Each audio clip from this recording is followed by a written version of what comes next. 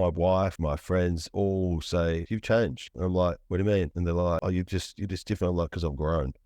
Yeah. When you grow, people will think that you change. When you're changing for the better, it's growth. And people are scared of growth. That's the reality. Hey everyone, welcome to another episode of Gym Break Cast. This is a video and audio podcast where we just kind of go through and talk about all the visionary stuff in the gym space. That's why it's called Gym Break.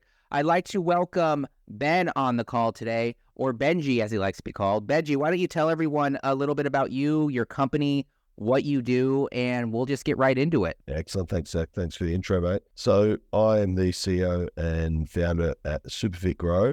We're a digital marketing company that focus on brand marketing, performance marketing, and we also have a software or a marketing CRM to provide an end-to-end solution for gym and fitness studio owners. And our mission is to grow healthier, happier lifestyles throughout the world and grow global fitness communities. That's beautiful. Why don't you tell me a little bit about how you got into this? Yeah, definitely. So I'll go right back. It starts from my childhood.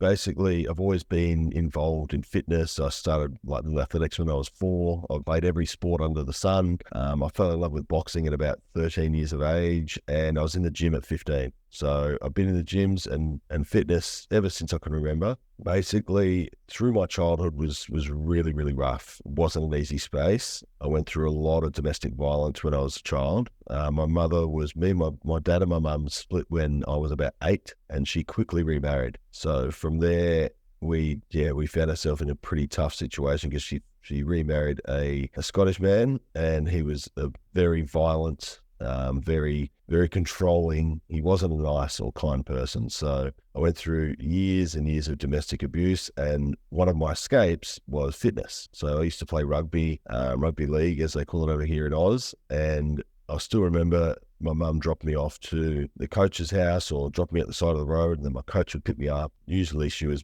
fucking drunk half the time. She would drop me off, and luckily she didn't drive me because probably could have ended up in an accident. But yeah, so I'd go to rugby, and that was my outlet. That was my time to escape all that domestic violence and the horrendous shit that was happening at home. So through that time, I went to live with my father after a pretty bad school fight when I was about 13, and that's when I found my first real taste of relief. The early sort of scars of my childhood didn't really fully fade, but all that shit became the fuel that drove me. So yeah, so I left school I went to live with my dad at 13, and then I left school in year 10. So I dropped out of high school and I started an apprenticeship as a stonemason.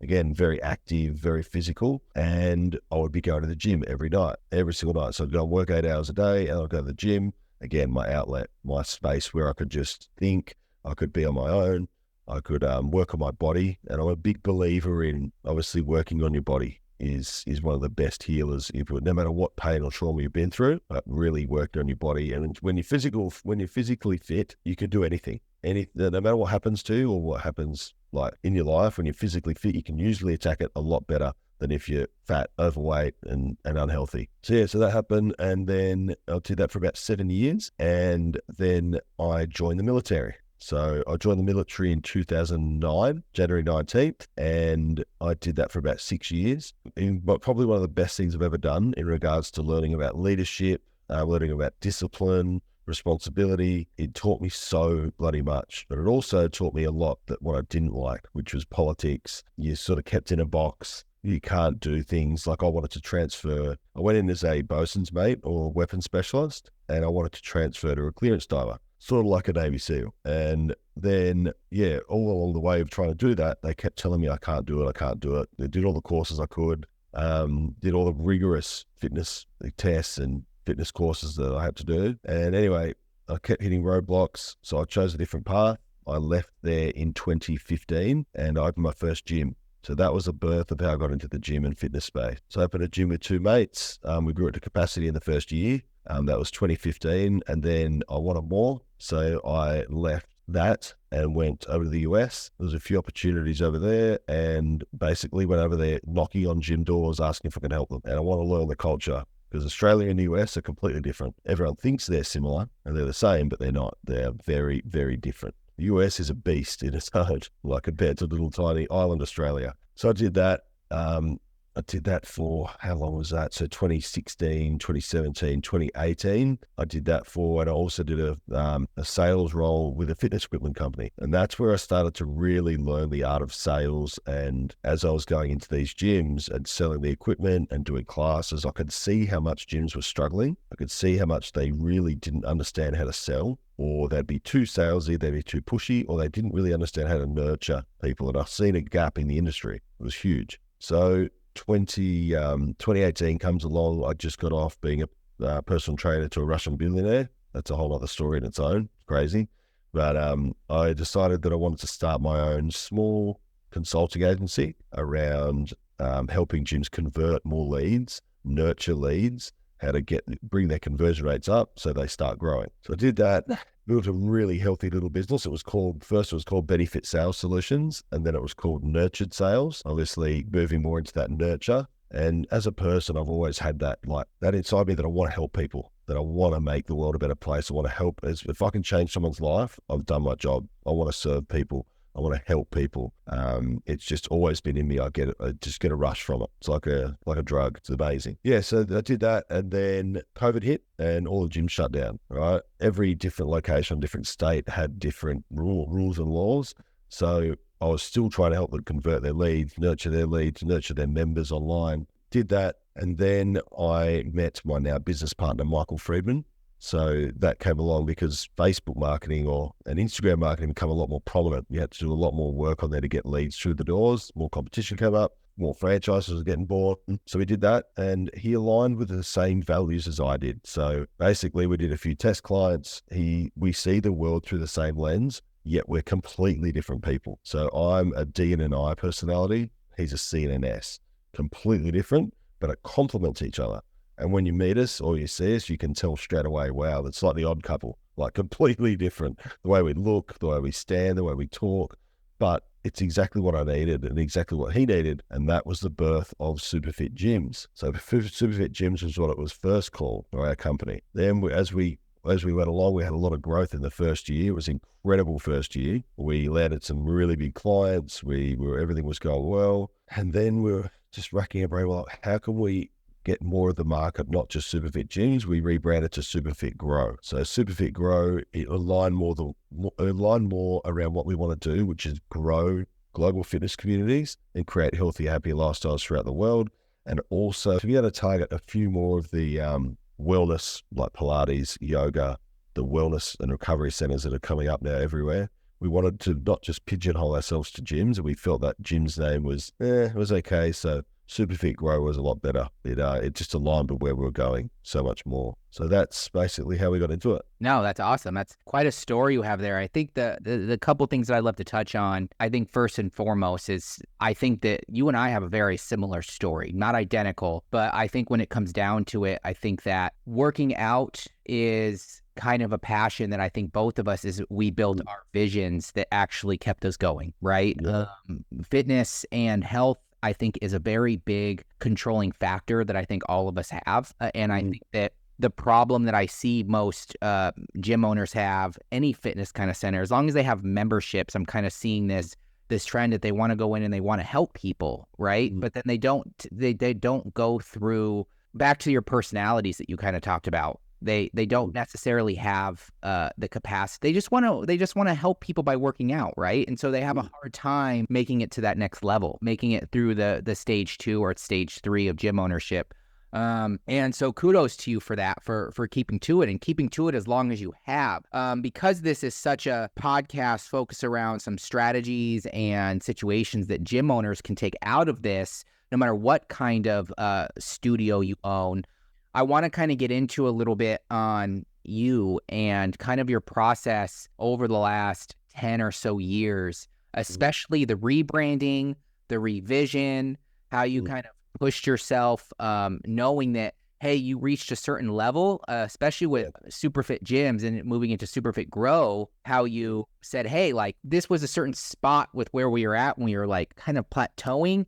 How do we expand? How do we build the brand out further and expand our vision and our message? And so I'd love to hear a little bit more about kind of those rebranding periods in your minds. Like what caused you to know that, hey, we've kind of hit our plateau here with what we were kind of doing, and we had to evolve as people, or even yourself as you started to go from one stage to another in your life? Yeah, definitely. I guess it was more aligned. The rebrand was more aligned with us as people, Michael and I. So Superfit Grow was more aligned around our vision. Superfit Gyms was, it's a name and it sounds good, but we were also the same as everyone else.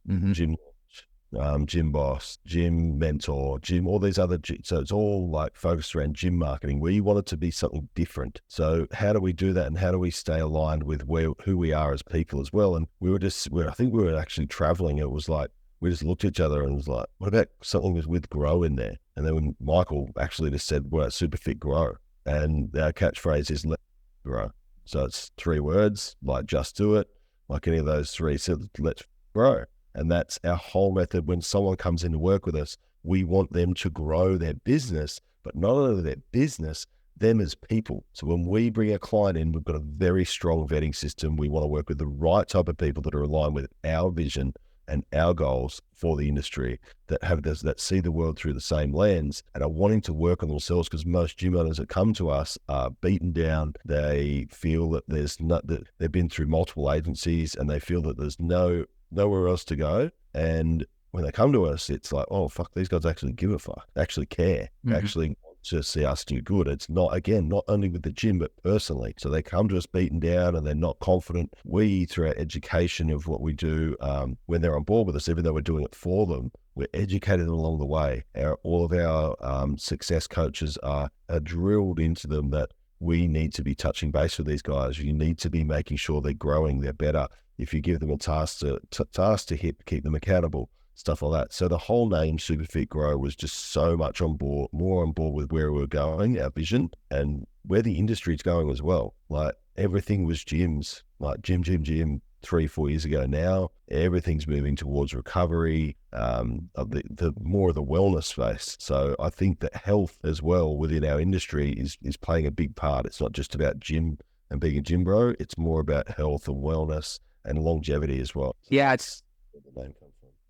well, that's great. And I think it shows your ability to understand the importance of brand, right? You had a vision. I think the key there that I think a lot of gym owners can take, and studio owners, is that you really sit down and you really focused on, hey, this is our vision. These are the types of people we want to work with. This is the type of situations we want to go. And I see it time and time again where gyms the owners just don't understand that a lot of it is themselves, right? Yep. Even down to how you bring in clients, right? Yeah. And the fact of the matter is that I think that, not to put any faulties on any of these other agencies, but there is a difference between, agencies like yours and mine that really focus on community and vision and growth, no matter what we're doing, and aligning with the people that we want to work with, that we value. And that was really big when you talked about your partnership and your value,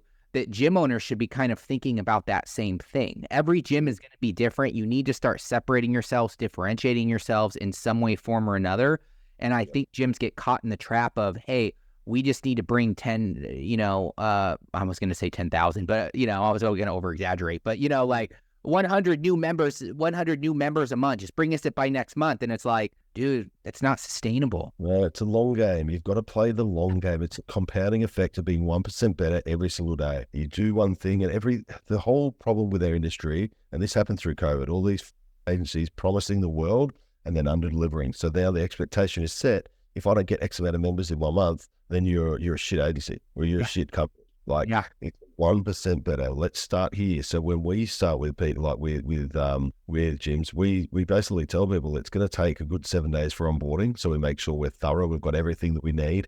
Everyone's on the same page. Then we go into the first week of brand marketing on Meta, and then we go into your lead gen phase, where the performance starts. So in that first month, don't expect absolute fucking miracles. Expect us to be laying the foundations for longevity for your campaigns. And that's where, I think everyone's too focused on instant gratification and not putting in the hard work. Like, for instance, going and do it, like we talk to so many gyms that their organic strategy is so bad, it's going to be really tough to run paid, because the organic works with paid hand in hand. It does. Like, get in for instance, we were at a conference earlier this year, and we were asked to do like power circles or roundtable discussions, and we jumped up and spoke about organic social media, the power of it, and why it's so important to sort of push your paid, and ask people how many times are you posting? Who's posting every day, 7 days a week? No one put their hand up. Who's posting or putting a reel up 5 days a week, once a day?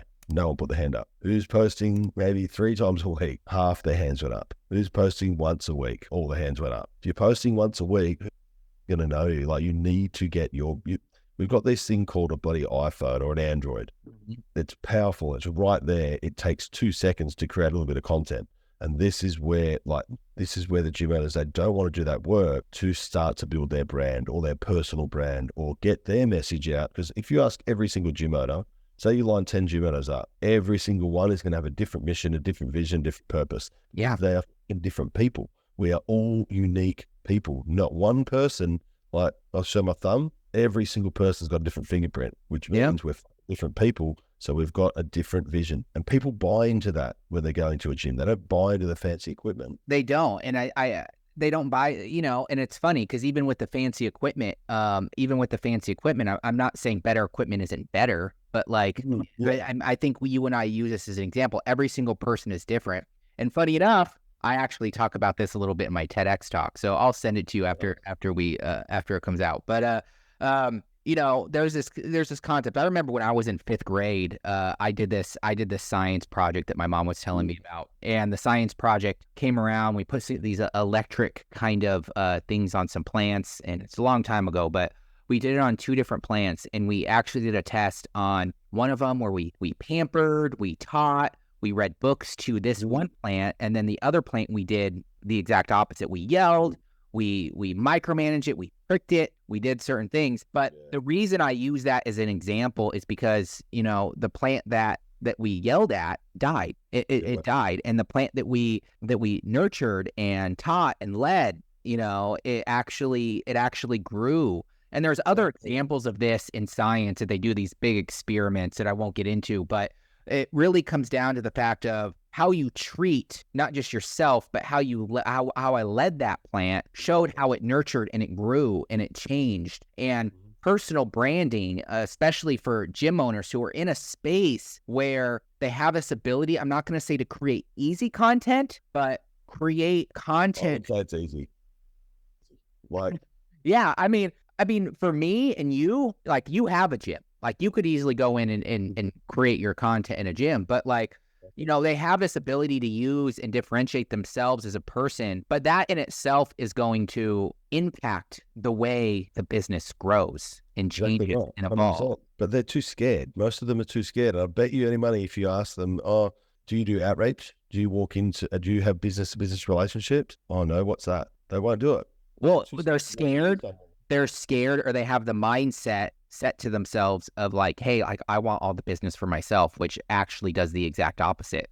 Like, I'll tell gym owners all the time, I'm like, you focus on, like, you have yoga and Pilates and classes, and you have workout machines, and you have, kind of like a lot of the big box gyms try to do everything. But you're not a big box gym. If you are a big box gym, you have all this money that you can throw at getting these smaller memberships. It's a whole different model. And I think these gym owners, I'm like, work together. Just because there's a yoga studio a half a block away doesn't mean you can't very much focus on a Pilates type community and even work with them and say, hey, why don't we have a joint membership here or have some sort of discount membership?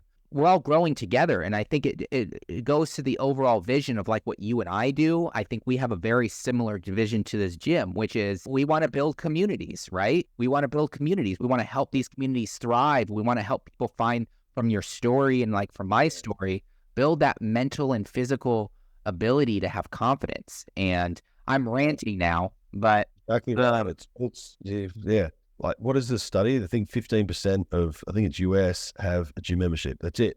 15% of the population. Yeah. What's even funnier is back to your vision and what you said. And you had to take steps, especially with your brand and growing and going to the next stage. I mean, you said you literally flew out to the United States and started knocking on gym doors, right? And I think that nothing wrong with having high ambitions and your goals, but I think too many owners, because they've, especially in the gym space, don't understand, like, you can make a thriving gym in a 5-mile radius. You can help.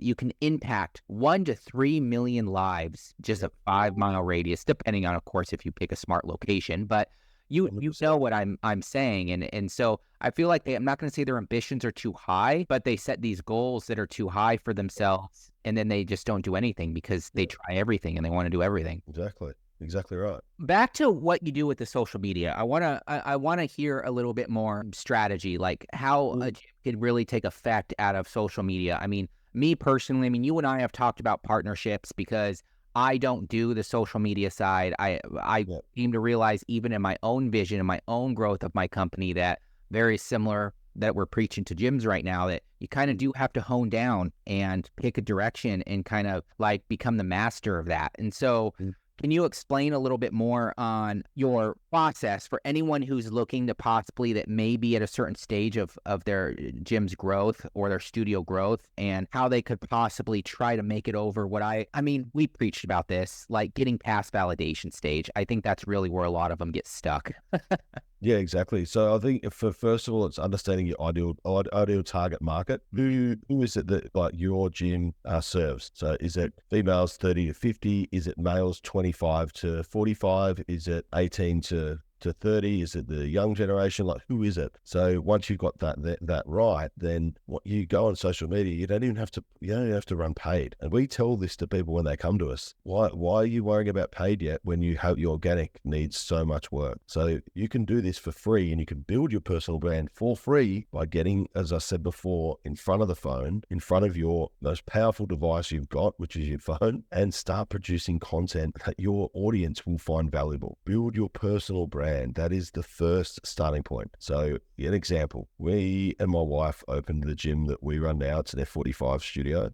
And we opened that in 2020, 6 weeks before COVID, right? We were on throughout the whole opening process. We were documenting the whole thing on social media. We were documenting the whole thing through email nurture. Nothing paid yet. And we were documenting that open because we knew the local people would start following, right? The local people did start following, and we were getting our message out there, what we're wanting to create, which is a safe space for females and males to come in. There's no judgment. They to come in. There's no mirrors. There's no none of that. It's to come in, functional group training, and they were a safe space for them to come and get fit, healthier, and even create new friendships. So we did that, and what we did during that time is we would invite people in to the studio when it was in construction phase, and through that we would document it. So we would start documenting. We would take pictures of people in there, like, and we would take pictures of people outside, like ready. They were eager, so they felt a part of that process, and they were then on our social media. They felt special because, as like the normal people, that when they are friends with the gym owner, they feel special.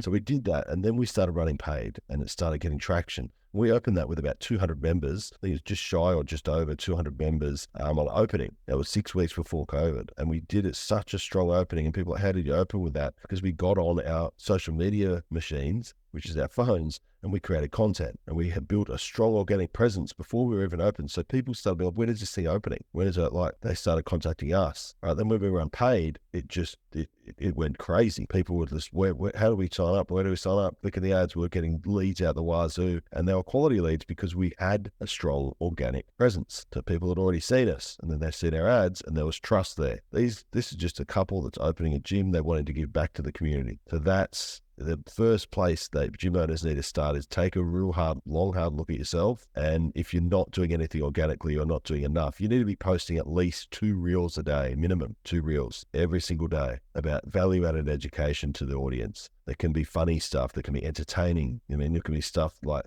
B-roll content that educates the consumer. It can be nutrition advice, whatever it is. The more you do that, the more people are going to see it in your area, and you're going to build trust. Yeah, and I think it's something that we really preach internally, because we're very, we develop brands. It's part of what we do is we develop the brands. And so it really intrigued me when you talked about earlier on, you don't just help them grow, but you help them grow personally as well. I mean, that's a big component of what we talk about as well. Like, we're like, hey, how can branding help develop you as a person? How is it something that can help you understand certain things?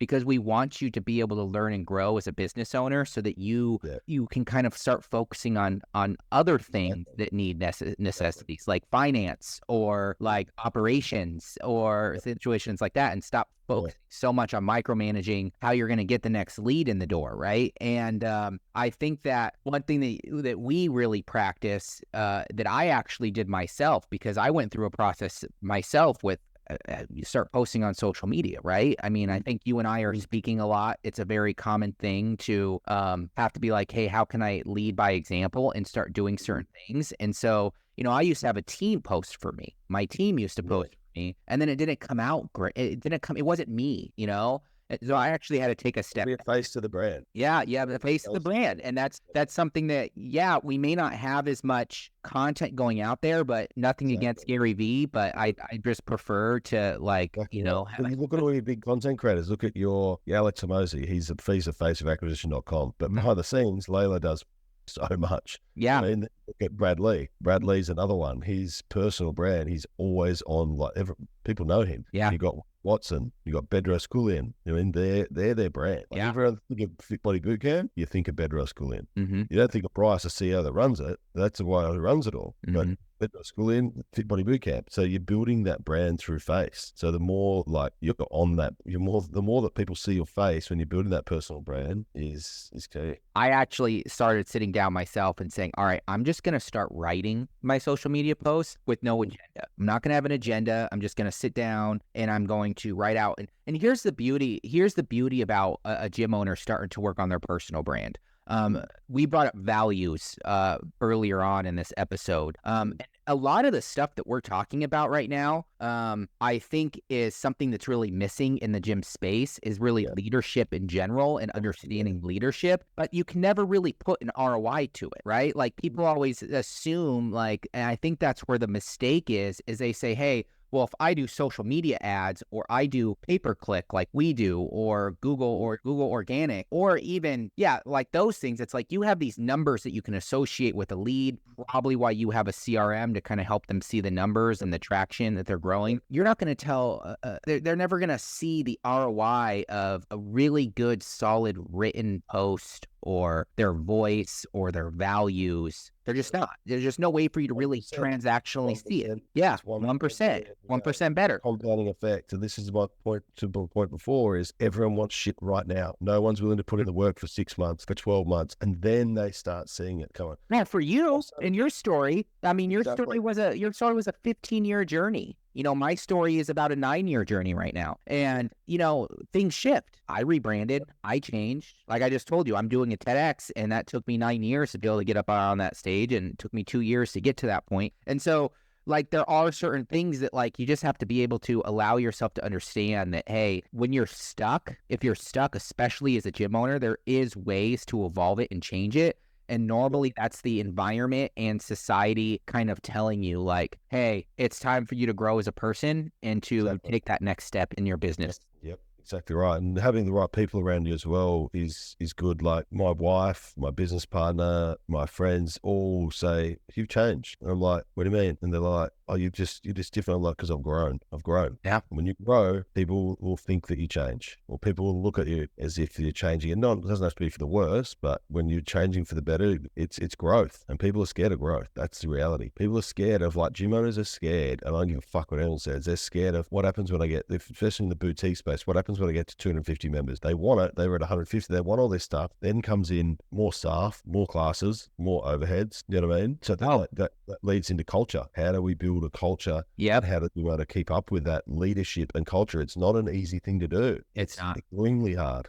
Leadership and culture is two of them. They are probably, without social media and marketing, all that talk, they're the two factors that are going to define your success or not. If you've got shit leadership and a terrible culture, fucking shut your doors now. It's never going to change. Yeah. It's very hard to change a shit culture. So all these guys buy gyms, or women that buy gyms they come in and they buy them. And I've seen this throughout COVID. They buy a gym and they buy a franchise that's, yes, it's at a good price, but it's got a shit culture. If they're able to turn that around, they're incredible business people, because culture and leadership, the two biggest things. Yeah. And it usually takes a person to get to a certain level, for us internally, but personally, and probably for you at one point, I had a crappy culture. And it's because I didn't really know how to lead yet. And so I had to, and it's part of the evolution of you as a person. But a lot of that comes down to like what I was saying earlier about, there are certain stages in that like we both have probably seen in like, where are you stuck? What's your gross revenue? And I was talking to a finance, someone that she's on the podcast. We had her on the podcast recently. She does fitness finance for gyms. Oh, wow. Finance for gyms. And she said one of the biggest things she sees is about 95% of their gyms don't have any marketing budget. They don't spend any money on marketing. I did an organic post on my story yesterday. We're onboarding about 4 clients this week. 2 of them are relaunching, like doing a relaunch and rebrand from a franchise. Question: what marketing budget have you put aside for your relaunch campaign? Oh, none. Big fat zero. Oh, I'm like, are you serious? Like, you're rebranding and relaunching. Do you think anyone's going to care about your little bit of equipment in there? You need to have a strong relaunch campaign. You do. Relaunch. And I like the word relaunch because that's kind of what, since we do rebranding and all that stuff, that's a phrase that I've been kind of utilizing a lot myself lately is you relaunch. Like you may need to relaunch, you need to differentiate yourself more. And how easy is it when they, someone comes and they say, for me, for instance, they're like, hey, like, how can I, double our profits? They're like 400 or 500 grand a year. And they're like, how do we double? We're at capacity. I'm like, the simple answer, double your price. Yeah. Cut half your members. So you can. Oh, mate, don't even talk to me about the race to the bottom here in Australia anyway. And I think it's similar in the US, but the way people undercharge, like these group fitness studios are charging way too low than what they should be charging. And as you said, like you put that price up, what's better, having 250 members at a real cheap price, more problems, more issues, more shit going on, more people to manage, or having 150 members paying a premium price? Well, they're trying to copy the big box gyms, and it's like you can't. I mean, you probably see this all the time with your cost per click, like your cost per engagement. It's like, $20 is you want to get it to like $15 to $20, but so you're basically like you just won't have enough money to do the other parts of your business that you need to do at that price. It's interesting to me. And so like I always tell them, and they're like, well, how do we do that? We'll just lose all our members if we double our price. I'm like, that's the whole point of a rebrand is you're differentiating yourself, and we'll literally develop you a brand. You develop your online presence and your brand in a way that makes you look like that, differentiates you in a way. If you've got a brand, if you've got a strong personal brand and a strong brand, then when you do the rebrand, people will stay because they value they value brand. Yeah. That yes, you lose a percentage when the price increase goes up, but you'll keep people because your brand is strong. Your people are bought into your brand. It's like Nike. If they put their prices up in their shoes, which they do all the time, people don't bat an eyelid. They go in and pay for it because the brand is so strong. Yeah. Like anything, you know what I mean? If you follow a strong brand, like even Starbucks, use Starbucks for an example. They put their price of their coffee or their grande up. People are going to go and pay for it. They're not even going to go, oh, they're going to get at the counter and go, oh, no, I'm not, oh, I don't want to do that. They're going to pay for it and they're going to drink it because it's brand. And they know when they go get the Starbucks, it's going to be $25 for, I remember during 2020, I was at that point where I was just using Grubhub, and I would get Starbucks because it's like, it's easy, and I'm used to their coffee. And I remember it's like even paying that extra amount to deliver the coffee to the door. I was like, why am I doing this? I'm spending $20 on one coffee. It's the brand, right? Our kids, I've got kids and they're like, oh, Dad, can we shop at Starbucks? I'm like, because they see it on online. Mm-hmm. They see it in YouTube videos. It's brand. That's what brand is so important. People just get it wrong. They think, oh, brand's just a logo. They do. It drives me crazy.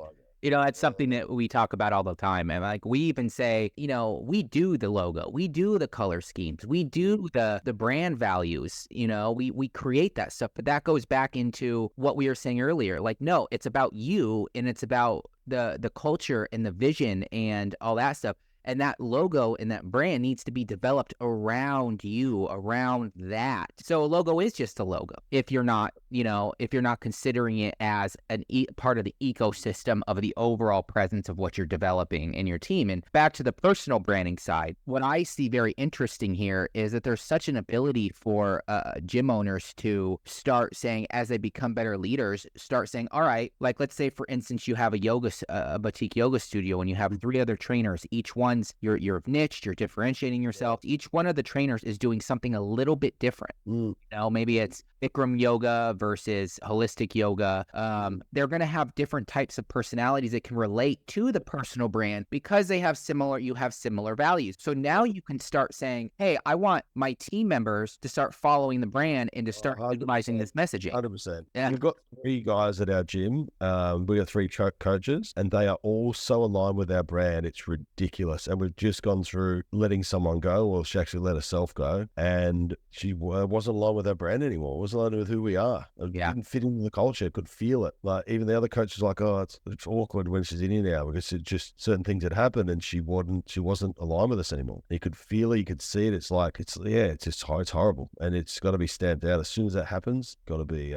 So again, like, I know you and I are eventually going to talk about, how we can work together to improve the gym environment. We're going to talk about that in a couple months here. But for now, why don't you, actually, funny enough, this will probably come out around that time. But why don't you tell everyone? I want everyone to hear again, especially for those gyms that are kind of at that place, like you said, that they're looking to grow their gym. They're stuck. They're probably in validation mode, or they've tried what I like to call the basement dweller, firms that are, which are everywhere. I mean, I can see an ad online. I mean, you and me do with this for a living. So it's like right when you start doing it, you start getting all of the signals for all of these gimmicky people coming in. Why don't you tell people again, like how they can find you, how they can set up a call with you, and definitely. So you can reach us on Superfit Grow on Instagram. So you can do that. You can check us out organically. I always direct people there first before they even want to book a call. They can check us out. They can see Michael. They can see me. They can see our content. See what we put out there, what we provide. So it's just Superfit Grow, SUPAFITGROW. So Superfit Grow. Then you can check us out on our website, which is superfitgrow.io. All right, so nice and simple. Let's remember with it SUPAFITGROW.io. All right, so they're the 2 spots that you can find us easily. Again, check our content out first. There's a lot of organic content in there, a lot of value coming from me. I go into a lot of the gyms we work with as well and provide some like on-site coaching, purely obviously for content as well. It helps them as well. It shows them that we practice what we preach, which is really good. But they're the 2 main spots to find us. And again, we're not here to sell you anything. We're here to understand who you are and how we can help. And if we can provide some value, then we'll talk about, all right, let's get started. Let's do it. And if we align values. So yeah, this has been awesome,